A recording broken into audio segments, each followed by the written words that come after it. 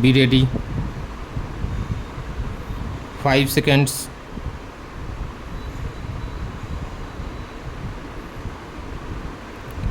Start. Long-term strategies need to be implemented to prevent this from becoming a matter of annual recurrence. Here is how that can be done. First, by the creation and institutionalization of independent task force not directly answerable to either Delhi or central governments.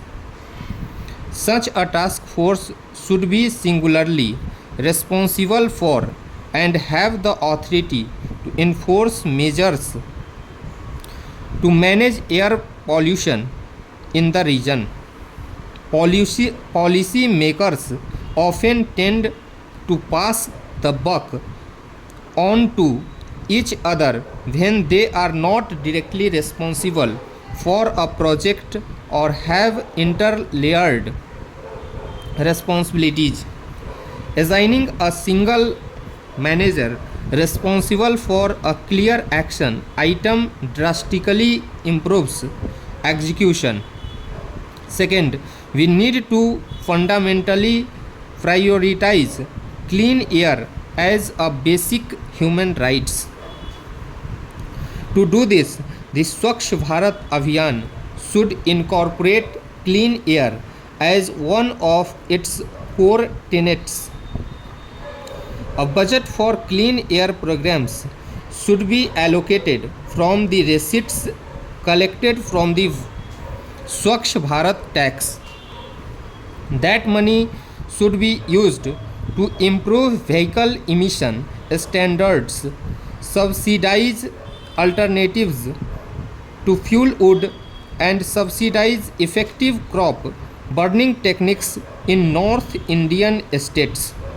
Third, increase the renewable purchase obligations of power as well as of state run distribution companies in and around Delhi and Haryana.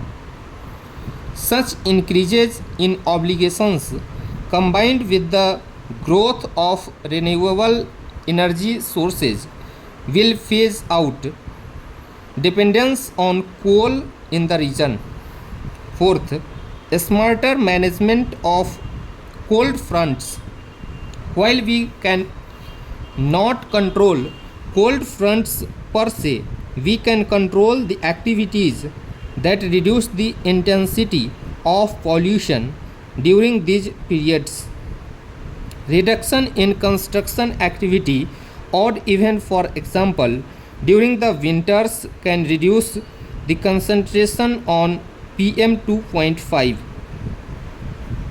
Newspapers from around the world, from the Washington Post, Wall Street Journal, and the New York Times to the Korean Herald and the Daily Mail, have taken notice and highlighted the severity of the problem here in India.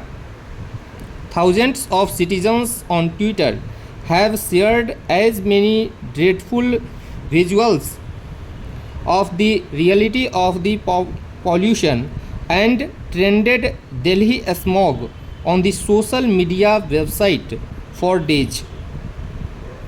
The negative publicity has certainly dulled our ability to attract foreign investment, foreigners, non-resident Indians, and out of state Indian talent to the region. This crisis imposes costs on society as a whole as well as on the progressive policies that we hope will deliver to us a better economic future.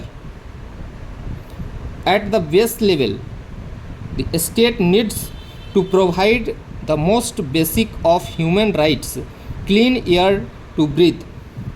Without this, the economic development vision will not have much meaning to the people of the country. The state should make clear policy in this regard to safeguard the health of the people at the earliest possible time. Stop.